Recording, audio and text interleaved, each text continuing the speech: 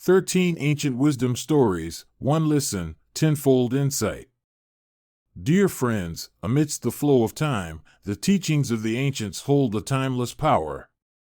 They are precious gems that illuminate our path, mirrors reflecting our inner selves, guiding us towards self-improvement and growth. From profound tales of perseverance and human values to the art of graceful conduct in life, the ancients have left us invaluable lessons. These stories teach not only how to treat others, but also how to understand the essence of life, fostering peace and wisdom within. Let us listen, explore, and embrace the invaluable teachings the ancients have imparted. These stories are not just knowledge, but also gentle reminders to live a life of tranquility and happiness. The first story: 3 things in life you must not do. 1. Taking shortcuts. Zhang Guofan, a renowned official of the Qing dynasty, was not born with extraordinary intelligence. His peers often mocked him for his slow learning and struggles in exams. It took him 9 years to pass the Imperial Scholar exam, but he never gave up. Zhang Guofan firmly believed the dullest person can surpass the wisest through perseverance and by avoiding shortcuts. In his studies, he adhered to strict principles, not moving to the next sentence until he had mastered the previous one, and not starting a new book until the old one was fully digested. Through this persistence, his academic journey steadily improved. He passed the higher-level imperial exams and became a valued official. In battles, instead of launching quick attacks to seize territory, he built strongholds and advanced gradually. His victories were not achieved overnight, but through relentless efforts over years. While others achieved results in months, Zhang's careful, foolish strategy proved far more enduring and successful.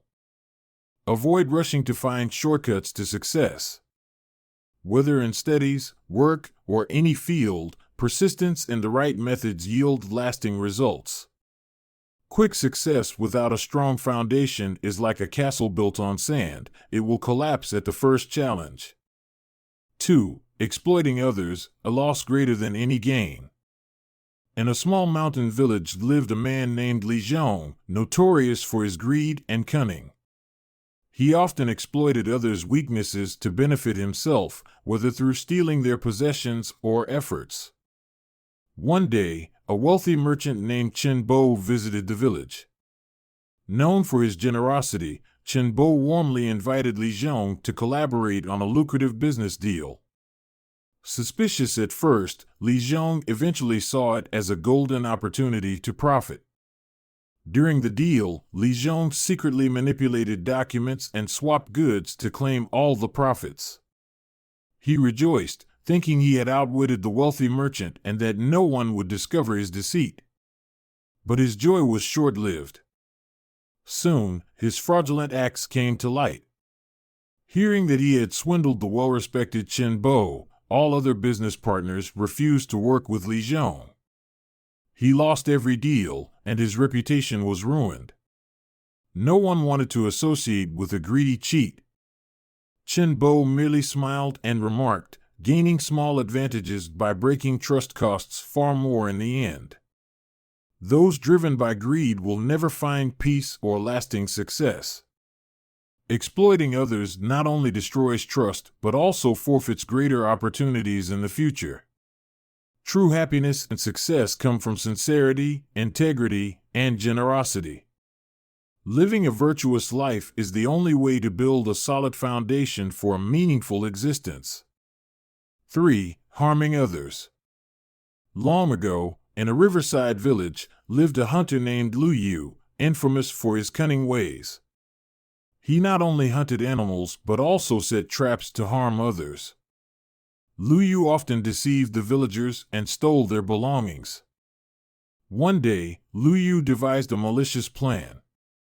He dug a large pit on the forest path and covered it with dry leaves to conceal it. Then, he spread news in the village of spotting a rare golden deer in the forest, hoping people would fall into his trap. Several curious villagers went into the forest but avoided the pit out of caution. Frustrated that no one fell into his trap, Lu Yu decided to inspect it himself. As he leaned over to check, he slipped and fell into the pit. Hearing his cries for help, the villagers came to his rescue. Seeing him trapped in his own pit, they shook their heads and said, "Those who harm others only end up harming themselves. This is a lesson you must learn." Lu Yu was eventually pulled out, but no one trusted or helped him again. He spent the rest of his life in isolation, burdened by his own wrongdoings. Harming others, no matter how well concealed, ultimately backfires. The ancients said, "The heavens have an all-encompassing net. It may be loose, but nothing escapes it." Life is cyclical. What you sow, you reap. Choose kindness, for the price of greed and cruelty is far greater than any temporary gain. The second story, teaching a profound lesson through a theft mission. Long ago, on the outskirts of a large city in Japan, there stood an old, modest temple. For years, young boys seeking to learn Buddhism came to live and study under the direct guidance of the temple's abbot. One day, the abbot decided to teach his students a special lesson. He gathered the boys and solemnly said, "I am old now, and my strength is not what it used to be. I cannot maintain this temple for much longer. But you boys don't yet know how to earn money to support the temple. Therefore, there is only one solution: you must go steal." Hearing this, the boys widened their eyes in shock. The abbot continued, "In the nearby city, there are many wealthy people with more money than they need. I want you to follow them on the streets and wait until they enter a quiet alley. Remember, you must only steal when no one is watching. If anyone sees you, absolutely do not proceed." The boys were confused. One of them spoke up. "But Master, you've taught us that taking what doesn't belong to us is wrong." The abbot replied, "That's true, stealing is wrong. But in this case, remember carefully, do not let anyone see you doing it. Do you understand?" The boys looked at each other, half anxious, half doubtful, but the abbot's resolute gaze silenced any objections. One by one, they left, their hearts full of confusion. When the abbot returned to the room, he noticed one boy still standing quietly in the corner. He asked, "Why haven't you gone? Don't you want to help save our temple?" The boy replied, "Master, I truly want to save the temple. But you said we must steal only when no one is watching. I know that wherever I go, there is always someone who sees me, that someone is me." Hearing this, the abbot smiled and said joyfully, "Exactly. This is the principle I hoped you all would understand. Sadly, only you realized it. Quickly, go after your friends and tell them to return before they get into trouble." The boy immediately ran off. He found his friends still gathered nearby, hesitant and unsure of what to do. After sharing the abbot's words, they all joyfully returned to the temple, their hearts relieved. Humans are a marvelous creation of nature. Whatever we do, there is always a part of our conscience silently observing and judging what is right or wrong, good or bad. Deep down, everyone knows what is right, but sometimes, driven by greed or selfishness, we pretend not to know. The voice of conscience is ever present. The more we try to ignore it, the louder it becomes, reminding us that our own self-awareness is the most impartial and strict teacher we have. The third story, from a dead mouse to unexpected wealth. Once upon a time in a certain kingdom, there was a renowned advisor trusted by the king for his wisdom and exceptional abilities. One day, as he passed through a street, he noticed a dead mouse lying by the roadside. He remarked to those around him, "Even starting from something as small as this dead mouse, a young person with determination and ambition can build their own fortune." His words happened to reach the ears of a young man passing by. Though poor, The young man was diligent and clever. Believing in the advisor's wisdom, he picked up the dead mouse. Surprisingly, a nearby vendor offered to buy it to feed his cat for 2 coins. The young man gladly sold it. With the 2 coins, he bought some sweets and drinks, then went to the paths where farmers often passed after harvesting flowers. As he had predicted, the tired and thirsty farmers willingly traded their flowers for the food and drinks. The young man brought the flowers back to the village and sold them to shops at a reasonable price, earning his first profits. Day by day, he continued exchanging food and drinks for flowers and grew his small business. One day, a storm swept through the town, heavily damaging the king's royal garden. The king issued a command to clean it up and promised a generous reward.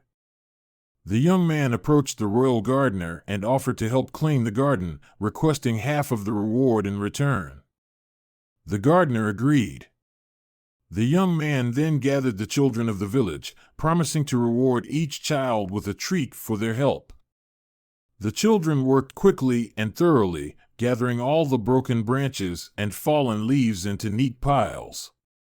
At that moment, a potter in need of firewood bought all the branches. The proceeds from selling the wood, combined with the king's reward, allowed the young man to open a small refreshment shop. Before long, the king's grass cutters and stable hands began visiting his shop. The young man generously offered them free drinks and snacks. When they asked how they could repay him, he replied, "Not now, but I will call on your help when needed." A week later, he learned that a horse merchant had brought 500 horses to town. The young man requested the grass cutters each donate a bundle of grass and not sell any to the merchant. As a result, he was able to sell his stock of grass at a very high price. Over time, his sharp business sense turned him from a poor youth into the owner of a chain of shops. One day, hearing that a foreign merchant ship had docked at the port, he recognized a great opportunity. He purchased a gold ring with a ruby and presented it to the ship's captain as a welcoming gift. Touched by his hospitality, the captain brought all his passengers to the young man's shops.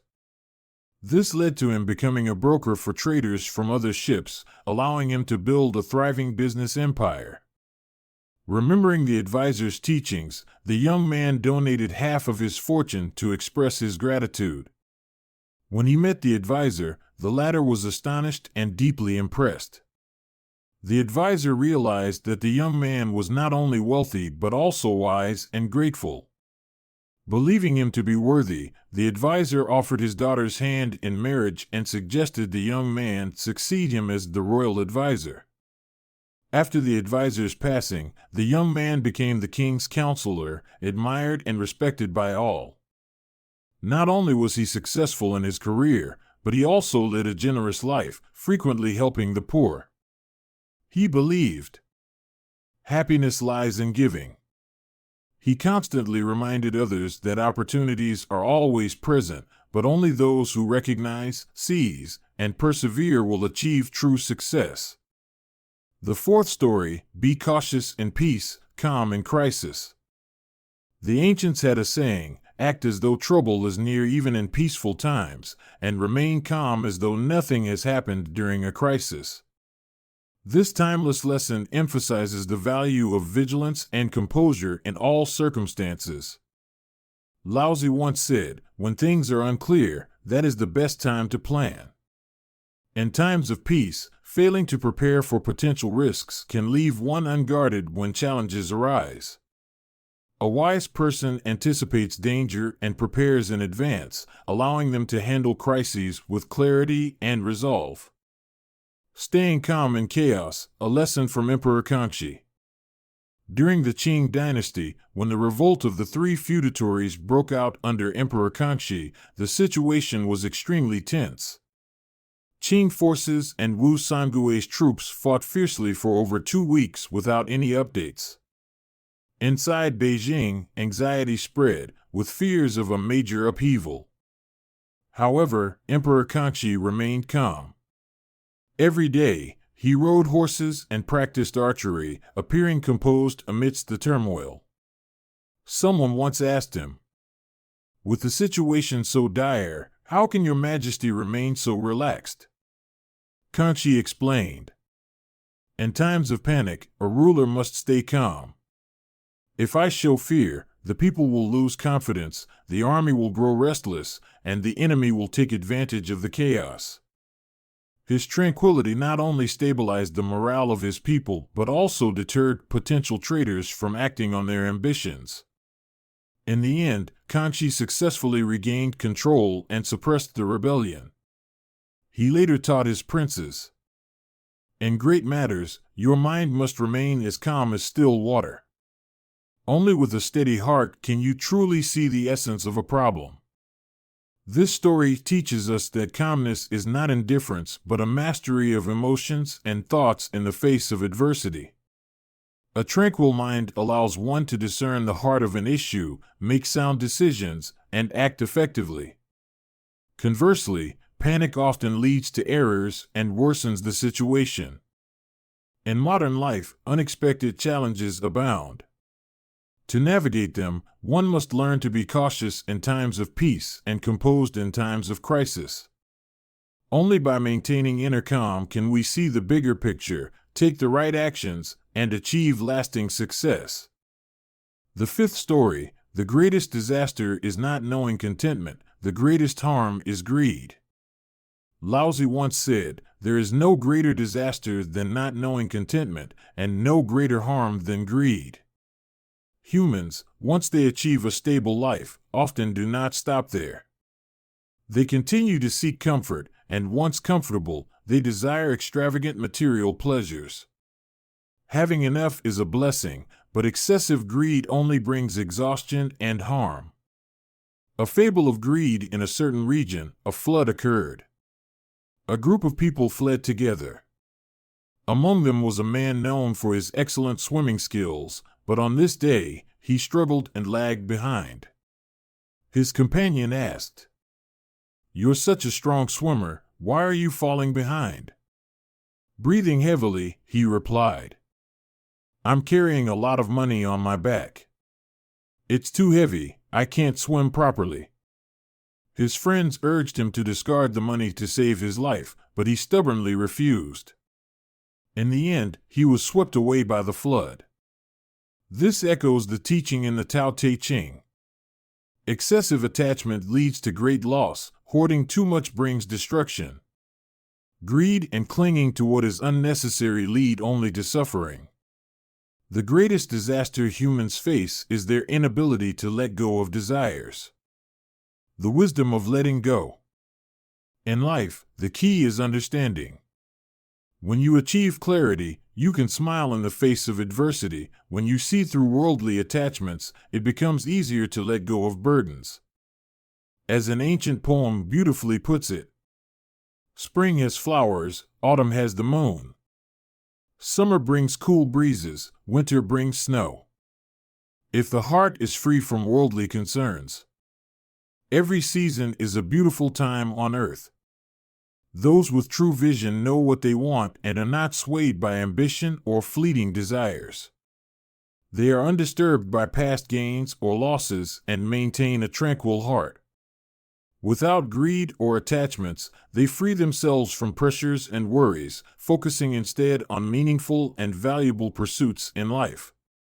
The greatest harm does not come from external circumstances, but from greed and discontent within one's heart.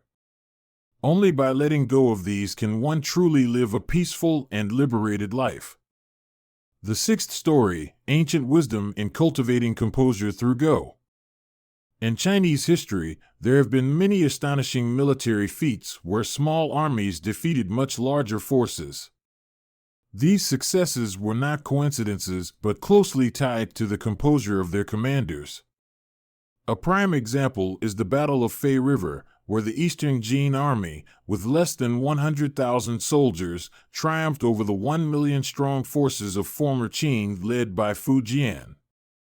According to historical records, the secret behind this extraordinary feat was the game of Go, Wei Qi, and the Wei General Xian, the commander-in-chief, maintained his calm in the face of danger. The Battle of Fei River, composure amidst crisis.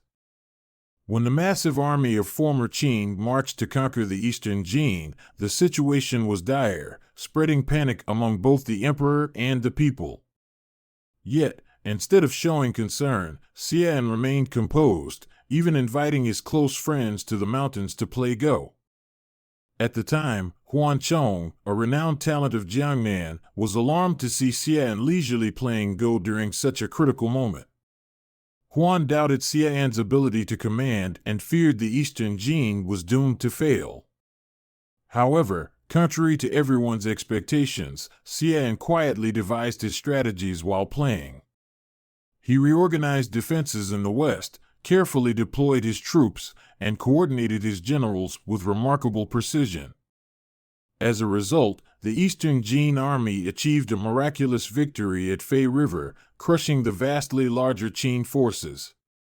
When news of the victory reached Xian, he simply placed the report aside and continued playing Go, showing no signs of excitement or jubilation. Go as a tool for cultivating composure. Xian's calm demeanor was attributed to his mastery of composure, honed through playing Go.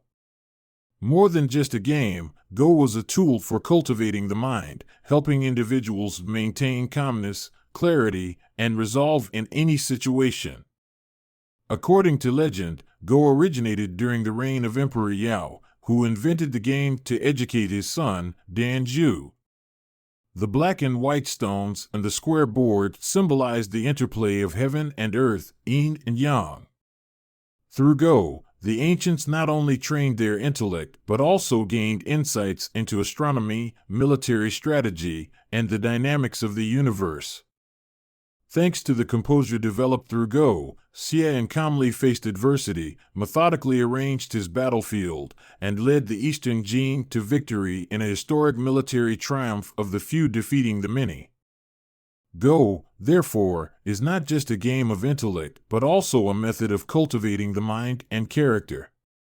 The story of Xian reminds us that composure and clear thinking, even in the most challenging times, are the keys to overcoming great obstacles and achieving remarkable success. The seventh story, crossing the desert, one caravan perishes, another survives. Long ago, two merchants, close friends since childhood, decided to expand their trade to distant lands. However, they disagreed on whether to travel together or separately. The first caravan, arrogance and tragedy. The first merchant, leading a caravan of 500 ox carts, chose to go ahead, believing he could take advantage of an uncluttered route and better negotiation opportunities. In the middle of the waterless desert, they encountered a peculiar group traveling in the opposite direction. These strangers claimed there was a lush oasis ahead with abundant water and advised the merchant to discard his water supplies to ease the oxen's burden.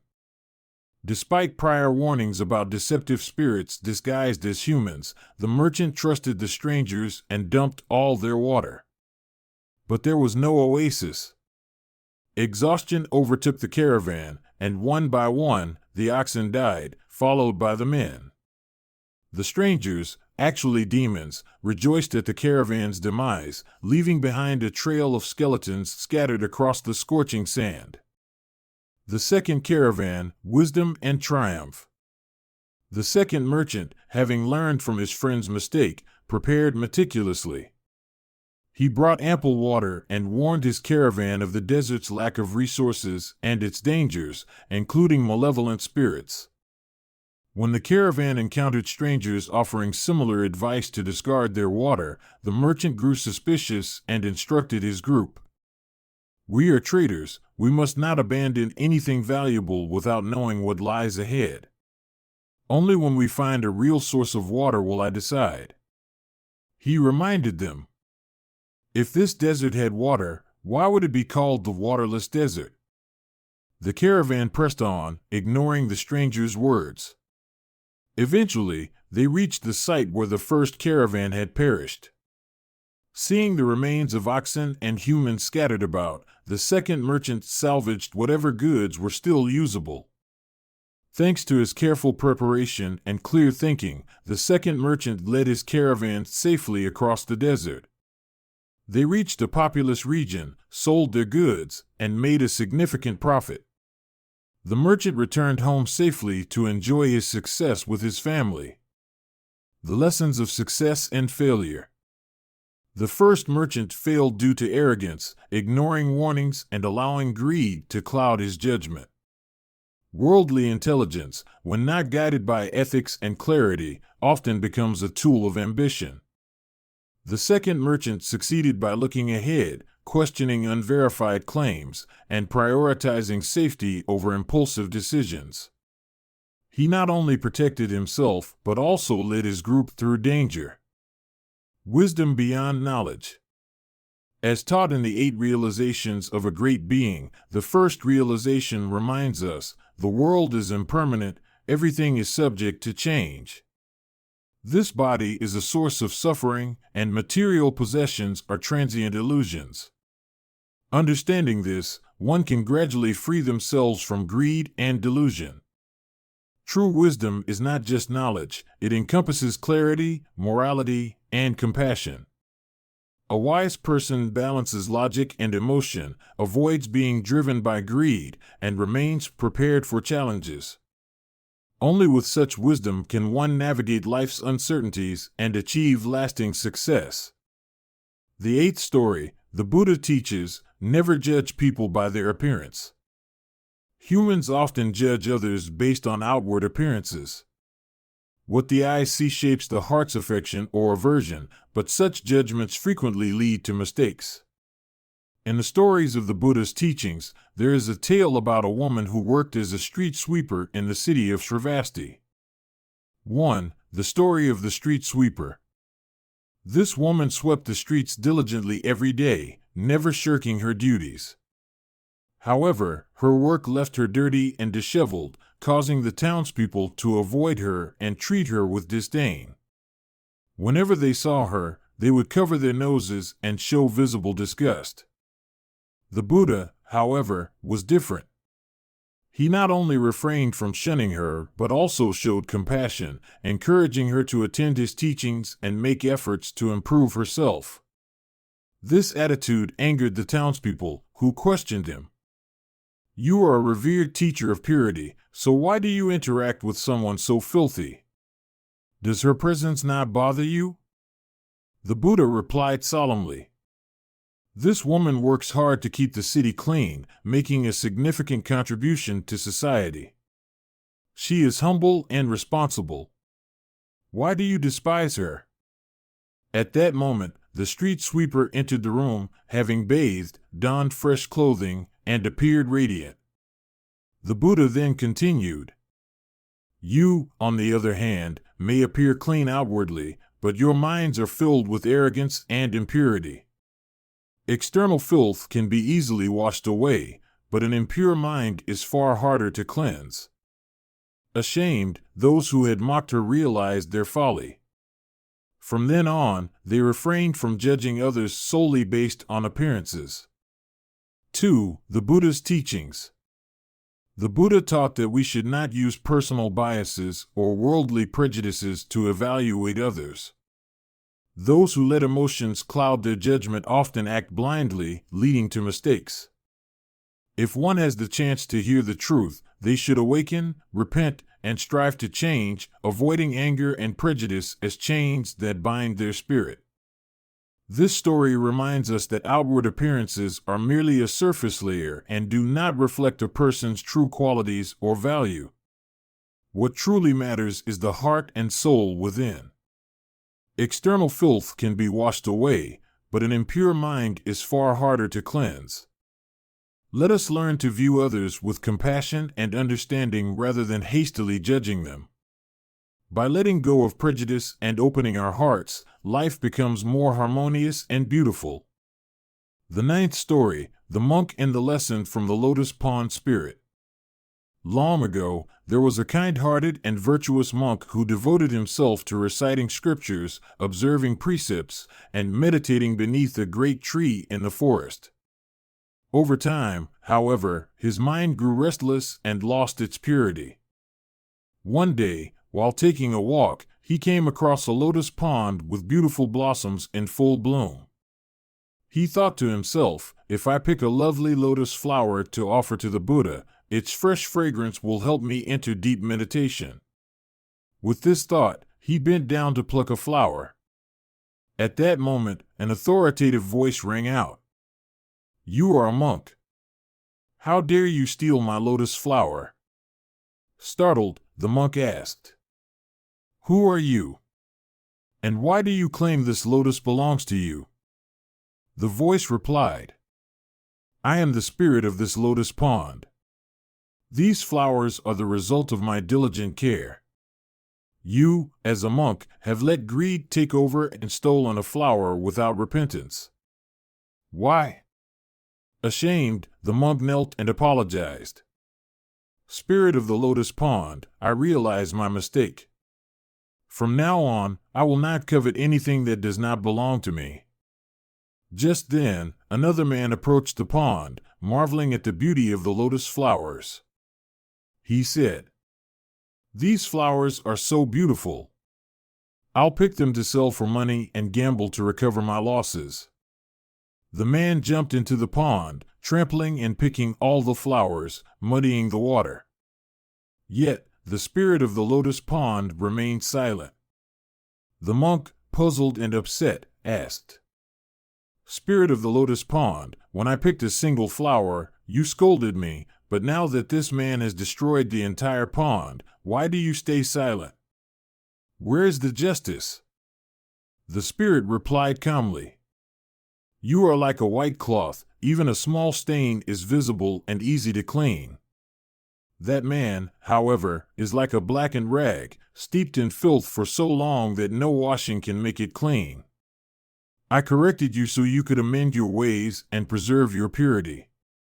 For him, who has sunk too deeply into delusion, my words would have no effect. Retribution will come to him in its own time." Hearing this, the monk felt deeply ashamed. The spirit continued, "As a monk, you must first focus on self-correction rather than dwelling on others' faults. Your heart is still filled with resentment. How can it be pure? Spiritual practice is not just about reciting scriptures or meditating, it is about reflecting on yourself in every situation." The monk awakened to the truth, realizing that he had been blinded by his focus on others' faults while neglecting to address his own. This story reminds us that monks, and indeed anyone, must maintain a pure heart and introspect instead of judging others.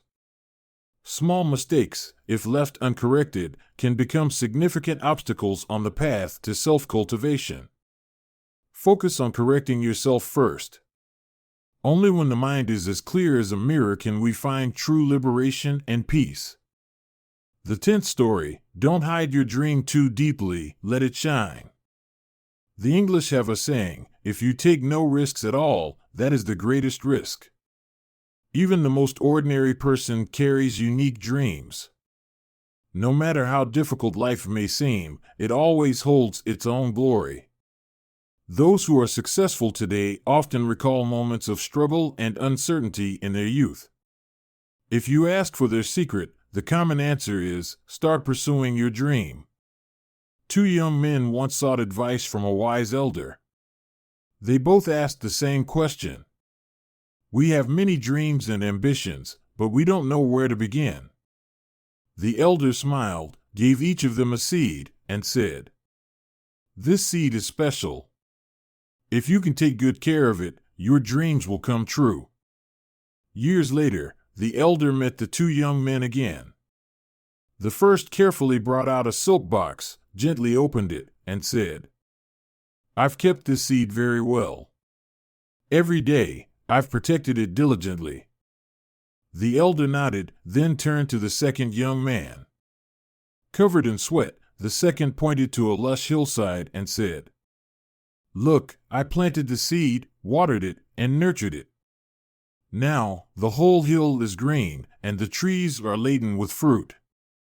The elder smiled and said, "The seed I gave you was just an ordinary seed.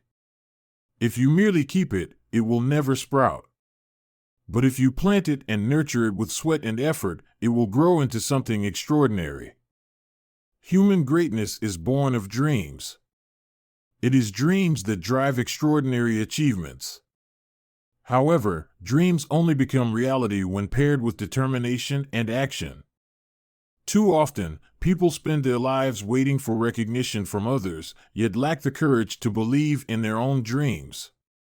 Do not let your dreams remain imprisoned in a beautiful silk box, never to be fulfilled. With commitment, perseverance, and the right actions, even small steps can lead to great success. Let your dream shine brightly, and don't let it fade away beneath the dust of time." The 11th story, 3 grave mistakes that can destroy a family. Since ancient times, people have longed for prosperous and harmonious families. There is an old saying, "A harmonious family leads to health and peace, a broken family results in misfortune and decline." Building a thriving family takes years of effort, but it can collapse in just one day. Buddhist teachings suggest that the downfall of a family often stems from 3 main causes. 1. Disrespectful children, depleting blessings. Showing respect and care for one's parents is not only a duty but also a way to sow seeds of good fortune for oneself. Buddhism teaches, honoring your parents is akin to offering devotion to the Buddha. An old tale recounts the story of Nakyu, a wealthy man who was unkind to his mother. He made his elderly mother do heavy labor while he lived a life of luxury. Eventually, his business failed, his family fell into ruin, and he and his wife perished in a storm, while his mother remained unharmed. Lesson: a family with disrespectful children who fail to honor their parents will gradually lose its blessings and struggle to prosper. 2. Discord between husband and wife, family decline. An old saying goes, "A shared boat takes 10 years of fate, a shared marriage takes 100. Harmony between husband and wife is a crucial foundation for a peaceful home. History speaks of Zhu Yuanzhang, the founder of the Ming Dynasty. Throughout his quest to unify China, his wife, Empress Ma, stood by his side, helping him resolve numerous challenges. Their unity was a key factor in his remarkable success. In contrast, couples who constantly argue and fail to support each other create instability, leading to familial unrest. The I Ching teaches, when yin and yang are in harmony, all flourishes. When yin and yang are discordant, all declines. The husband is the pillar, and the wife keeps the warmth. When both are united, the family thrives. 3. Overindulgence of children, inviting disaster. The ancients said, "Children will have their own fortunes. Do not turn yourself into their servant." Zhu Yuanzhang deeply loved his descendants, granting them privileges such as exemption from taxes and immunity from execution. As a result, they grew arrogant and committed wrongdoings, inciting public resentment. This ultimately led to Li Zicheng's rebellion, which toppled the Ming Dynasty that Zhu Yuanzhang had worked so hard to establish. Lesson: loving children requires balance. Allowing them to face challenges and learn gratitude and resilience is the best form of care. A harmonious family with respectful children and united spouses is the key to prosperity. Every member must strive to uphold ethics and responsibility to build a happy home. Only through collective effort can families create a legacy of peace and success. The 12th story, learning to overcome adversity to achieve happiness. Julius Maury, the founder of the renowned condiment brand Maury, was born into a poor farming family. His childhood was marked by poverty and hardship. The family's only possession was a grinding mill, which barely sustained their precarious existence. Poverty not only stole Julius's joyful childhood, but also robbed him of the chance to pursue an education, forcing him to drop out of middle school to work. Despite his struggles, Julius refused to accept his fate. When his father opposed his ambitions, Julius declared, "I will not be like you, spending my entire life tied to this grinding mill. I will find another path and change my destiny." However, his early efforts met with failure. Poverty seemed insurmountable, and his father's death from illness only deepened the burden on his shoulders. One day, sitting beside the old grinding mill, the sole inheritance from his father, Julius continued pondering how to escape poverty. At the age of 20, a casual remark from a doctor friend changed his life. When the friend mentioned that dried vegetables retained their nutritional value, an idea struck Julius. What if I grind dried vegetables with beans to create a new kind of seasoning? He immediately began experimenting, and the result was a convenient and nutritious condiment. Once introduced to the market, it quickly gained widespread acclaim, becoming a kitchen essential in every household. This success transformed Julius Maury from a struggling young man into a symbol of perseverance and innovation. In life, everyone faces challenges. Some let adversity defeat them, living under its shadow. Others view it as a driving force, using it to propel themselves toward success. Happiness does not come from avoiding difficulties, but from bravely confronting and overcoming them. Let yourself and your children learn to grow through hardship. Only by tasting bitterness can we truly appreciate sweetness. The 13th story, no one succeeds without making mistakes. An old saying goes, no one is perfect. In life, no matter how talented one may be, mistakes are inevitable. The most important thing is not to avoid mistakes entirely, but to recognize, correct, and learn from them. Once, a renowned craftsman created a delicate ceramic vase for a prestigious competition. The vase was nearly perfect, but in a moment of carelessness, he dropped it, leaving a small crack. Instead of discarding it, he reflected and decided to turn the flaw into a unique feature. He used gold to fill the crack, transforming it into an intricate design. When the vase was displayed, it not only won the highest prize, but also became a symbol of unique artistry, admired by many. Mistakes are like cracks in the vase. They can either hurt us or make us shine, depending on how we choose to address them. Success does not come from perfection, but from perseverance, creativity, and the ability to turn mistakes into opportunities. Remember, every mistake holds value if we know how to learn and grow from it. The 14th story, 18 Foxes and the Grapes, 18 Mindsets, 18 Outcomes. In a vineyard, ripe, red-purple grapes hung temptingly high above the ground, luring everyone who saw them. 18 foxes stumbled upon the vineyard, and each, with its unique personality and reaction, faced different outcomes, reflecting human nature.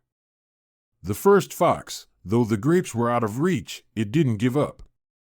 It found a ladder nearby, climbed up, and easily picked the grapes.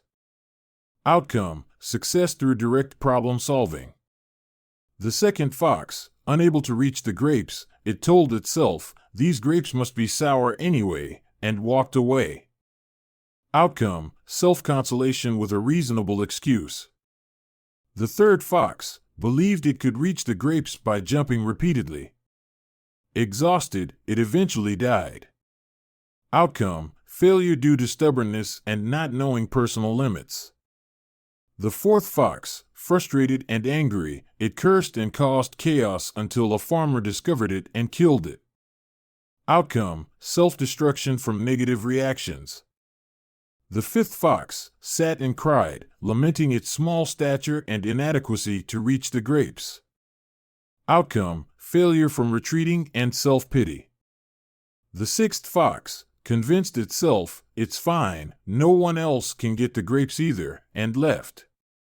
Outcome: comfort through comparison with others.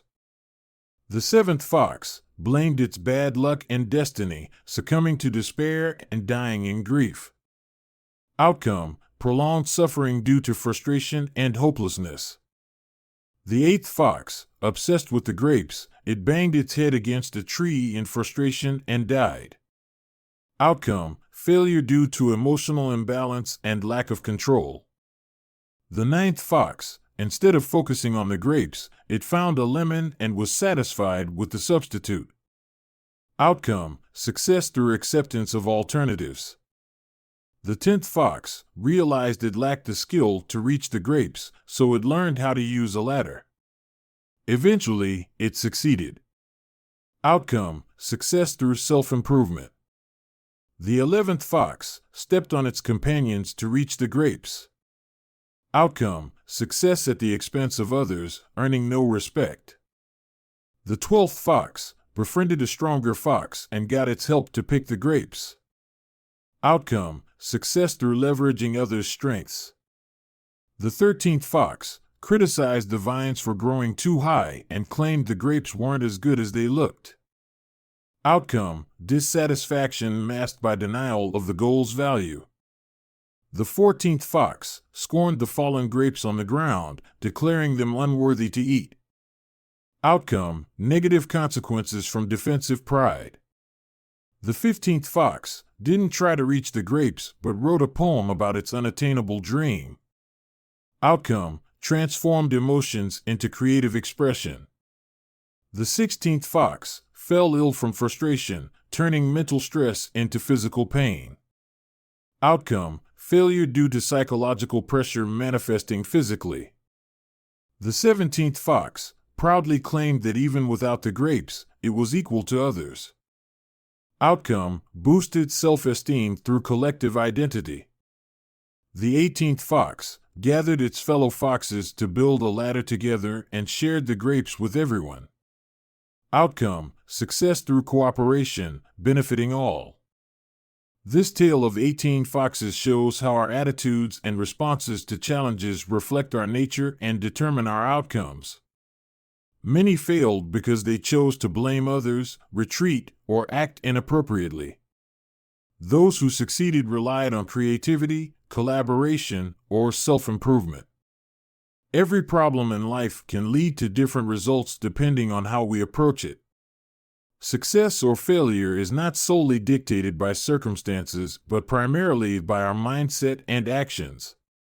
Instead of avoiding or blaming challenges, face them with the right perspective, a positive attitude, and a willingness to cooperate.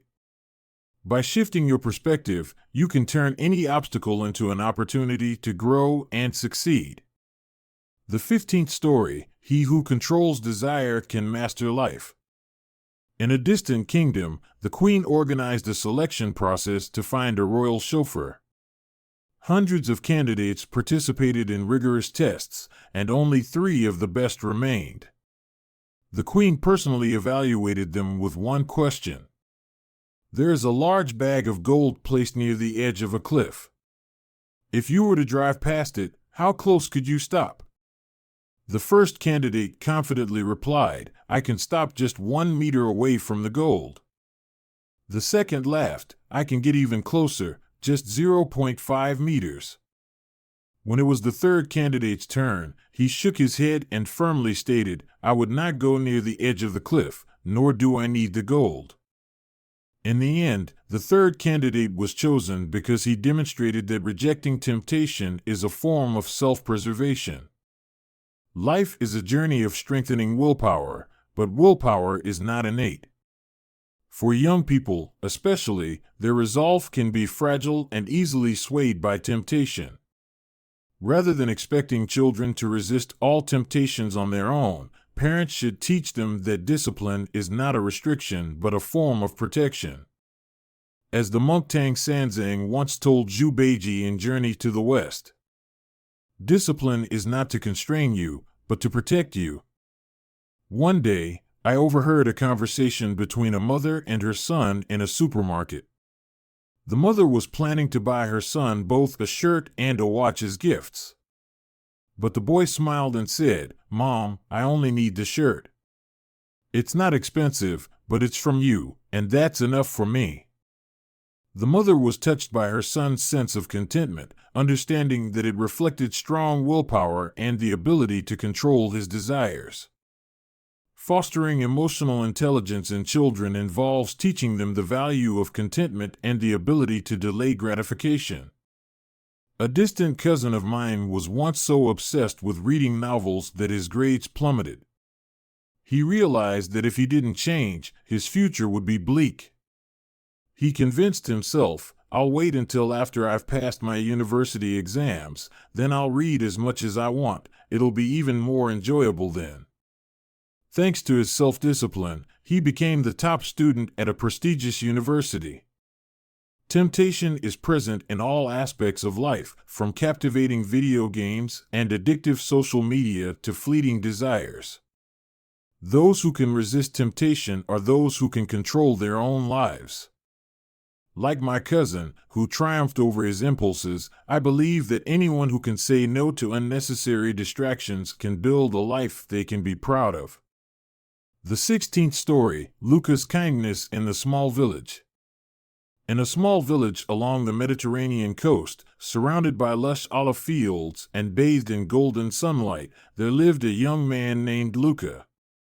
He was well known for his willingness to help others, even with the smallest tasks. Yet, sadly, the villagers often took his kindness for granted and mockingly called him Luca the Odd One. One day, as Luca was driving down a dirt road leading to the harbor, he saw a woman named Sophia struggling with heavy bags. He stopped his car and kindly opened the door. "Sophia, let me help you." "Hop in, I'll take you home." Sophia hesitated and replied, You're not planning anything bad, are you?" Luca laughed warmly and said with genuine sincerity, "What bad intentions could I possibly have? I just want to help you out so you won't tire yourself."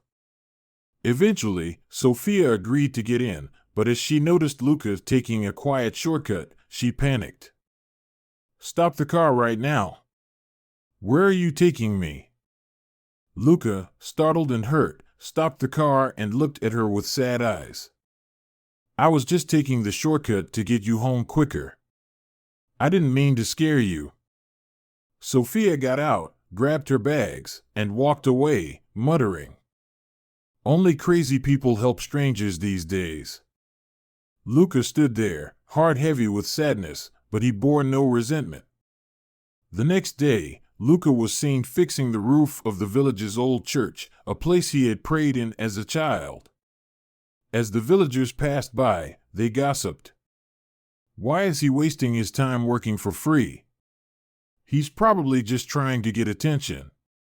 Their words were like knives cutting into Luca's heart, but he continued his work.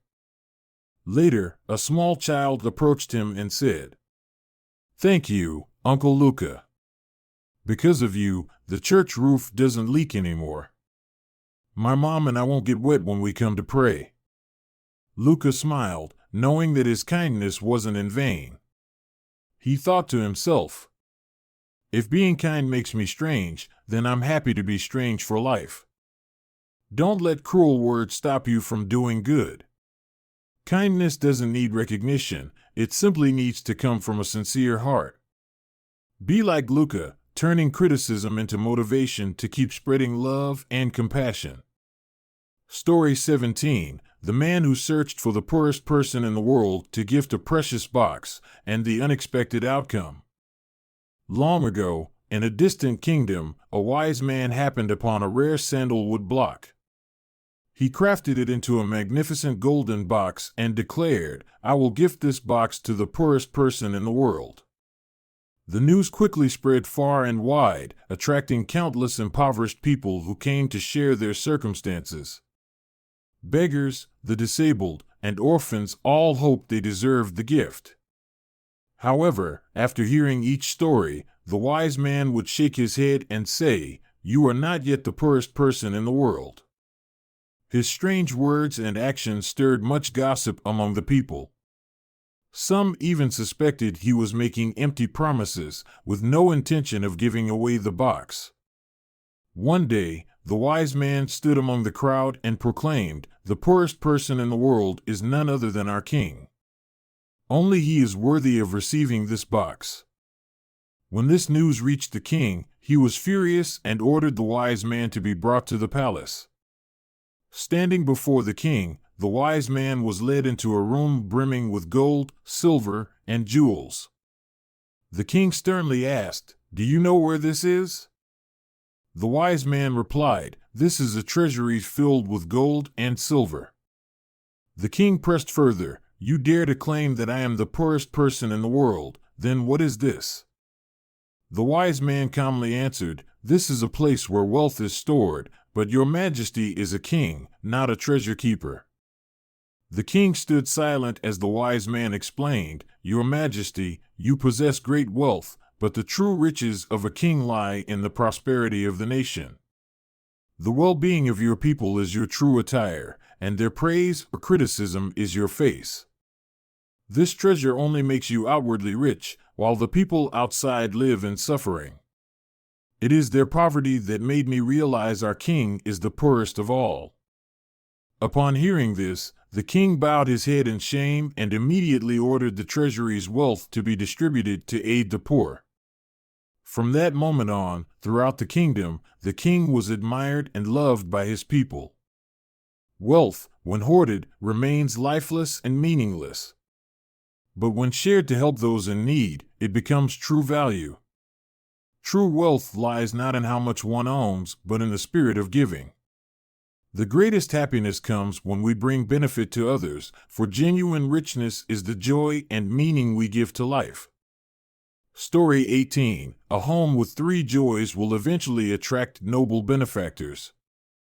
The ancients often said that if a household possesses 3 joys, noble benefactors will eventually appear to offer support. What are these 3 joys? 1. Having children who diligently study. The saying goes, "Within books lie beauties like jade, within books lie golden mansions," highlighting that education is a path to changing one's destiny. The story of Quang Hung during the Western Han Dynasty serves as a clear example. Born into poverty, he had to work odd jobs to gain access to a library. Without a lamp to study by, Quang Hung carved a hole in the wall to borrow light from a neighbor's house. Through his diligence and determination, he became a renowned scholar, transforming the fate of his entire family. In modern times, stories like that of Lu Yuan, a poor rural girl who rose to become a debate champion and a successful entrepreneur, further prove that knowledge is the key to unlocking the future. A family with someone who works hard at their studies is truly a source of great joy, as it becomes the foundation for change and prosperity for the entire household. 2. Having a dog to guard the home.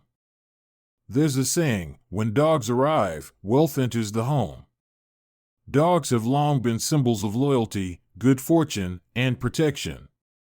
Stories of faithful dogs, like Hachiko in Japan or countless legends of loyal dogs, demonstrate the deep bond between humans and dogs. In Feng Shui, dogs belong to the earth element, which is said to generate gold, symbolizing wealth and prosperity. Their barks are considered a form of auspicious energy that brings fortune into the home. If you have a dog, treat it kindly, as it is not only a friend but also a symbol of good luck and prosperity for the family. 3. Swallows building nests in the house. Swallows have long been regarded as birds that bring wealth and good fortune. The ancients said, "Swallows do not enter the homes of the wicked," meaning that if swallows come to build a nest, the household must be kind-hearted, with stable feng shui, and destined to thrive. It is widely believed that a swallow's nest signifies prosperity and heralds good tidings to come. A family visited by swallows will see everything go smoothly, with success in business and life, provided they remain patient. These 3 joys, diligent children, loyal dogs, and nesting swallows, are symbols of fortune and prosperity in a family. If your home has all these elements, cherish them, as they are signs of a bright future. Invest in your children's education, take care of your loyal dog, and maintain your home's feng shui. Sooner or later, noble benefactors will appear, bringing wealth and peace. Thank you for taking the time to follow this content. If you found it helpful, please give it a like, share it, and subscribe to the channel to continue exploring meaningful lessons with us. See you in the next video. Wishing you steadfastness and success in achieving your goals. Goodbye and see you again.